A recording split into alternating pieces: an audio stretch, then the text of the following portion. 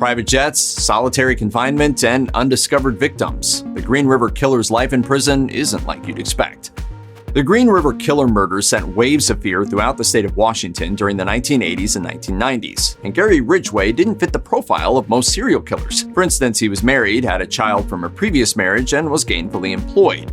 But throughout each of his 3 marriages, he reportedly developed an insatiable sexual desire, which, along with his intense religious convictions, led him to hate sex workers. When first arrested, Ridgway steadfastly denied having anything to do with the Green River Killer murder spree. It was years before investigators were able to link him to the death of a sex worker using his DNA. He's been locked away since being charged in 2001. But if prosecutors hadn't struck a deal with Ridgway, he might not be alive today. A plea bargain will allow Ridgway to spend the rest of his life in prison. Confronted with extensive evidence, Ridgway was given a choice. He could either take his chances at trial, where prosecutors would seek the death penalty, or he could plead guilty in exchange for his life being spared. He changed his mind about fighting the charges and took the deal. Ridgway ultimately pleaded guilty to the murders of 48 women and girls, nearly all of them sex workers or runaways. In exchange for his guilty plea, Ridgway was given 48 consecutive life sentences without the possibility of parole. But that wasn't the end of it, as Ridgway's victims continued to be found after his initial trial. Upon pleading guilty, Ridgway was transferred to the Washington State Penitentiary in Walla Walla, Washington.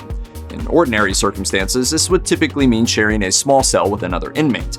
However, when cellmates are chosen by the administration, specific criteria are taken into consideration, such as an inmate's criminal history, physical and mental health needs, and work assignments per the Washington State Department of Corrections. The prison will not allow an inmate to select a cellmate, but will consider changes if someone has an issue. Recreation time is given to inmates daily. They are fed in a mess hall, and they have the opportunity to work at various locations around the prison. This work is based on their ability, criminal history, and the level of trust they've earned with the administration. While prison life is hard, there are opportunities for work and limited recreation that help to keep a person's mental health intact, along with the ability to socialize with other prisoners. Even in the most restrictive sense, human interaction is a key component to maintaining sanity. However, Ridgway reportedly doesn't get to experience a typical prison life.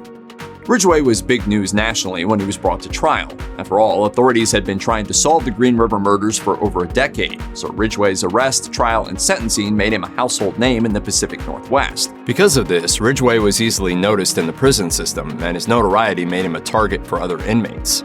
Prison documents later revealed that because he was a target, his days would be numbered if he were to be left in the general population, per the Seattle Times. To spare Ridgway from being attacked and possibly killed by his fellow inmates, he was placed in restrictive custody. A&E reported that he is most likely still in this type of prison custody today, isolated in a cell by himself most of the day with little to no interaction with other inmates. According to the Washington State Department of Corrections, there are more than 150 inmates at the prison in Walla Walla in max custody.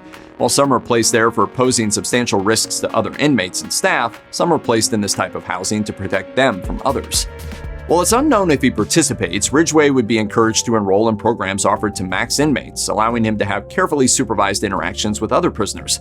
Chess and creative writing are just some of the programs on offer to inmates, along with therapeutic classes on anger management and wellness, for example. Inmates also have the opportunity to pursue adult education.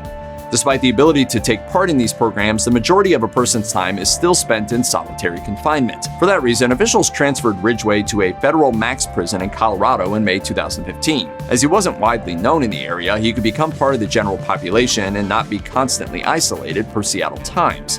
In a move that cost nearly $20,000, Ridgway was transferred to Colorado, and a private plane was chartered to fly him there. However, members of the general public in Washington were outraged that the Green River Killer was getting a better life in prison than many thought he deserved. After all, he had taken dozens of innocent lives, and many felt that he should have been sentenced to death.